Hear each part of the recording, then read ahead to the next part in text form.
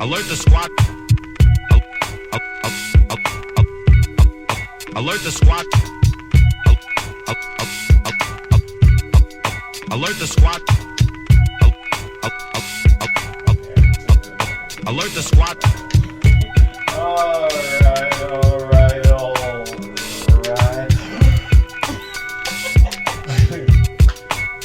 Every time. Like I've never heard it.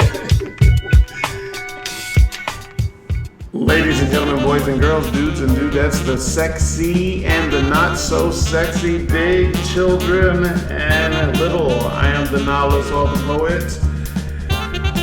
Ooh, you break my heart when I see you walk in your boom boom shop.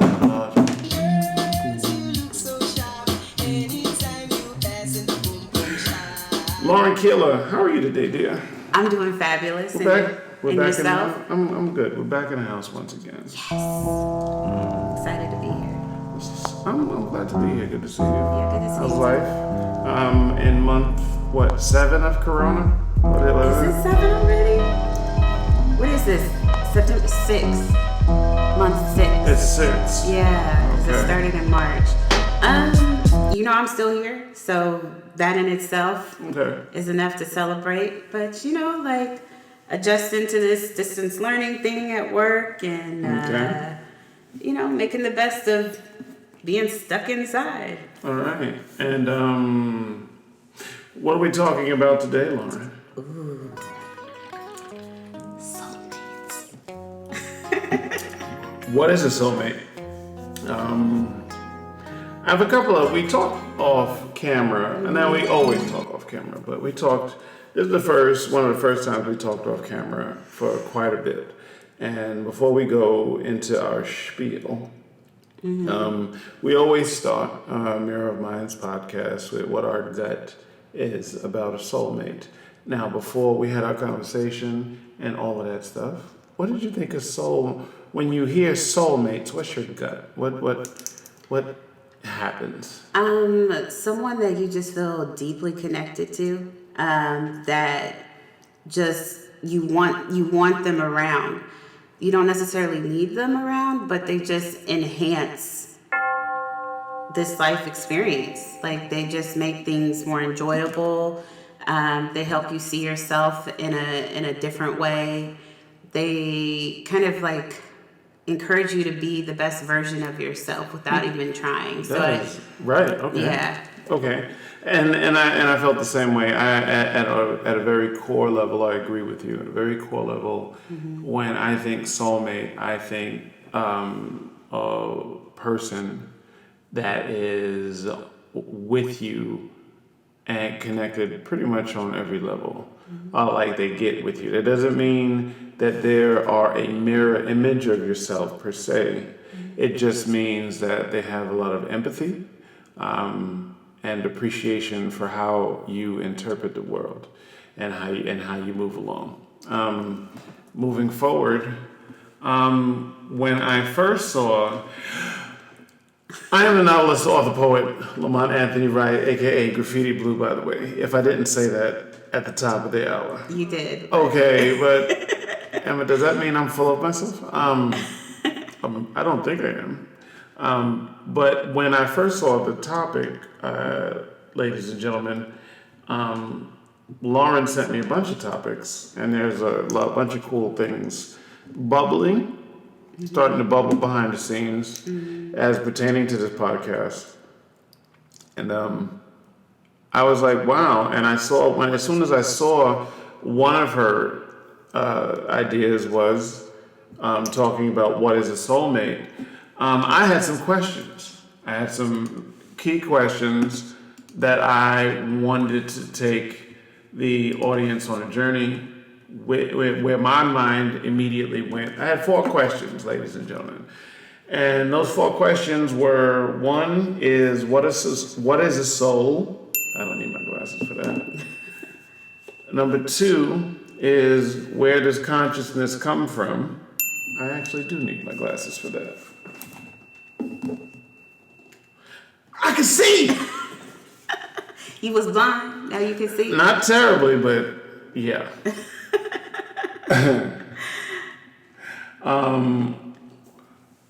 Where does consciousness come from was another question, was number 2. Number 3 was, what is the idealism behind soulmates? What is the general consensus? What is...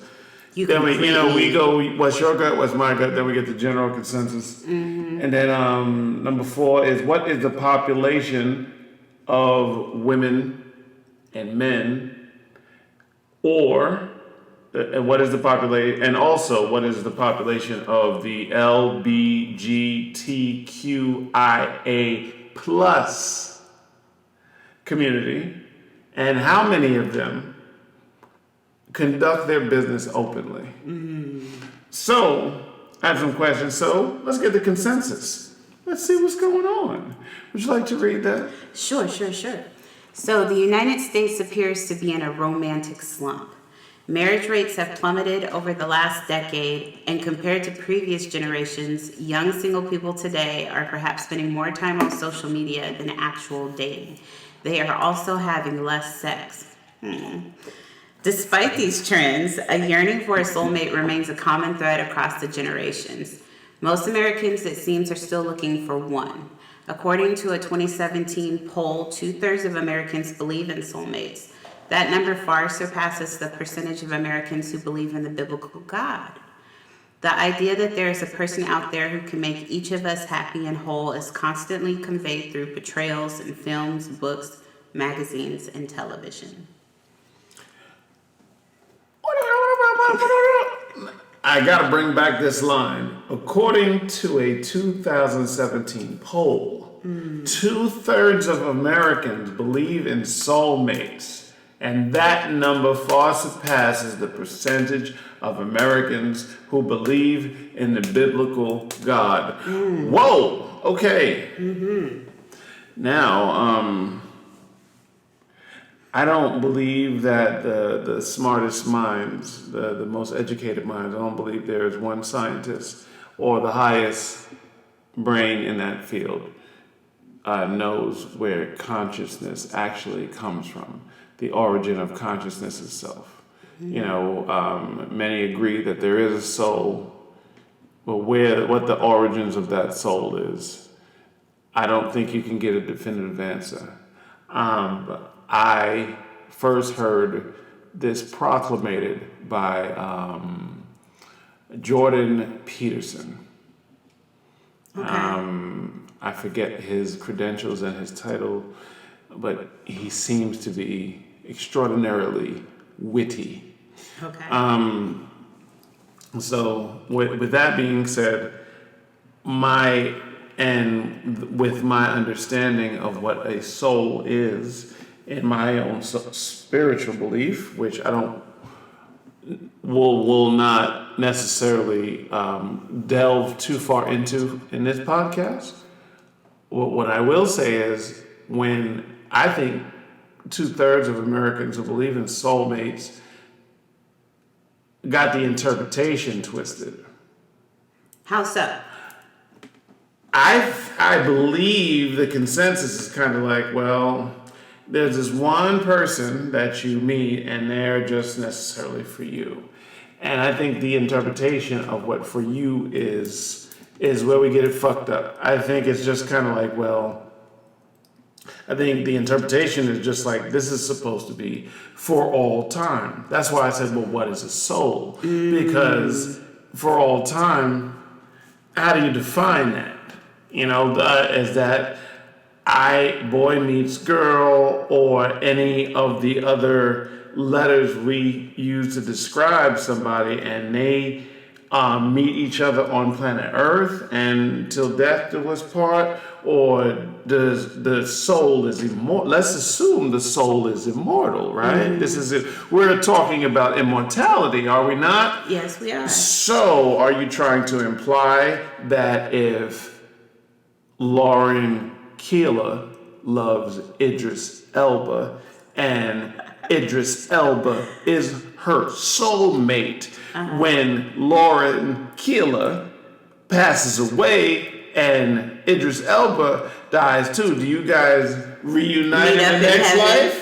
life? Or in heaven? Yeah. Or, so what I'm trying to give an example of are many of the different interpretations on what soulmate actually is and what some people are willing to do. Some people say, oh man, high school sweethearts, I met my soulmate at 17. gosh. We Yes. stayed together for 70 Yes. years. We died hand in hand. We were both 99. Out of here. Soulmate. Some people are just like, I waited 99 years to find my soulmate. We only had one day together. Then we died. Well, and then So how many? if you meet your soulmate, does that mean you're gonna end up with them? Period. Right. Like that whole thing. Like, even if they are your soulmate, does that mean that you are supposed to be together romantically? Does it mean that it's gonna be a forever type of situation? Like, Right. like the films, the books, the magazines, and television put it into this pretty package of like, and they lived happily ever after. But it's like, until when? Okay. And I think what Hollywood does, to your point, is try to paint a picture that's without pain. What if somebody is aligned with your soul and you can't be with them? What if your soulmate comes in the form of a friend for a lifetime? What if somebody is just in your best interest and has been looking out for you behind the scenes, just off of pure love for you? Yeah. You know what I mean? And you get out of certain jams and you're not sure how it always works out, that so-and-so is always there to pick up the pieces or whatever. You know what I mean? But yet they are. But unbeknownst to you, they are feeling you heavy, What if he believes you're his soulmate, but you don't believe you're his? You know what I mean? Well, and then too, that's that we could go down a whole nother path, because it's like a closed mouth doesn't get fed type of deal. So how do you know that she's not feeling the same thing? That's true. Yeah. That's true. Yeah. Lauren, to your point, when somebody gives you the "I'm in love with your ass" look, I think most of us know that look. Do you know? Or do you? Clueless. There's been a clueless point. I have been out somewhere where people are like, "Oh my God, that guy is totally into you. He's checking you out," and I'm all like, "Where? Where?" Okay. Like, I'm like, "For real?" And then I'm like, "I missed it." Like, sometimes I'm just. Okay. Yeah. Okay. Well. Have you? Okay. Let's ask this as far as soulmates. Do you think you could have more than one in a lifetime? I don't know if I've met my soulmate yet. So, I mean, So that would be hard to answer. that would be hard to answer. I feel there are certain people, not even on a romantic, like in a romantic way, that I feel very connected to. Like, I would take a bullet for that person. Okay. Or I just like, but that's also the way I love too. I'm a Leo. I'm loyal as they come. Right. But like, there's certain people in my life that I could say like, I'm gonna ride and die for them till I close my eyes, and I know that they feel the same about me. But it's more of like a friendship or a familial type of connection. So like on a romantic level, have I experienced my soulmate yet? I feel like I'm just coming into like who I am, like getting to know myself. So like I'm trying to like open myself up to whoever's meant to come in and be my perfect reflection. Funny you should say that, Lauren, because that's exactly, as we bring this to a close, that's exactly what I want to focus on, is openness. When two people who believe they are each other's soulmates are looking into each other's eyes and loving each other and trusting each other and having faith in the process and having empathy for what the other person has to say. I mean, I can go on and on and on. Connected on every level. There is, on both sides, the souls are more aligned. I believe soulmates to clearly mean that your soul is aligned with theirs and complete compassion for the process of love itself between two people or more. You know what I mean? Where, I don't know the stats on polymonogamous relationships. That's a whole nother podcast. That's a whole nother podcast.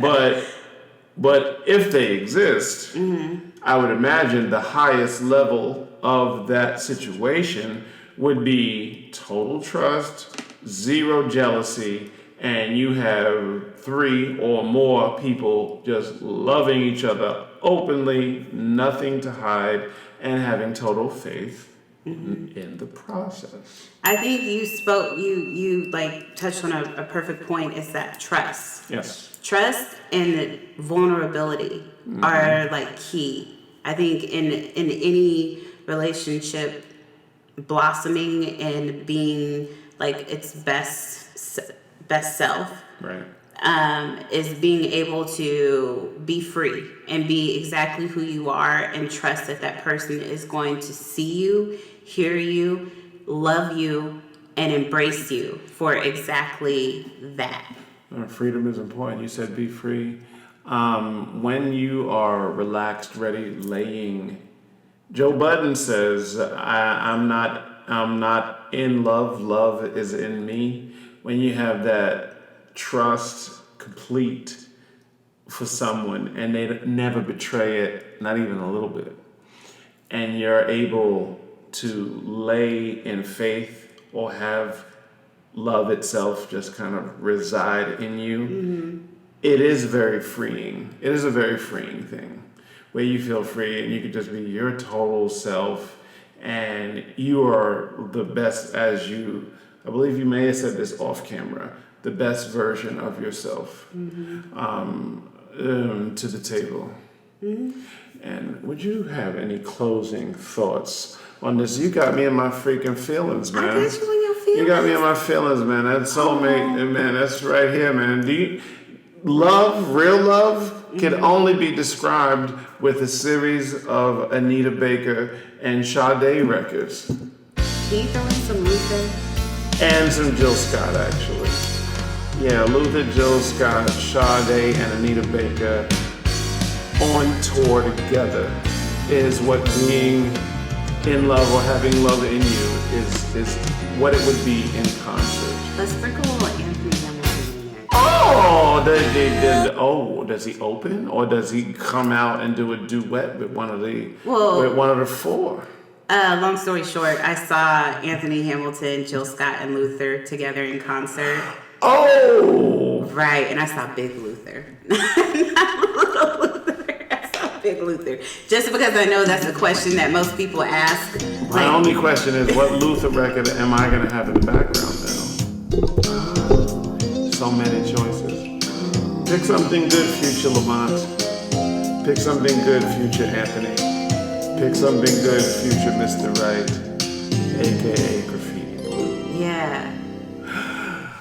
Ladies and gentlemen, boys and girls, dudes, that's the sexy and the not so sexy Big Children and Little Lauren Keeler. Thank you so much. It's your man. You know the name. If you have any ideas, how about us? info@gblue.com. Subscribe, and subscribe again.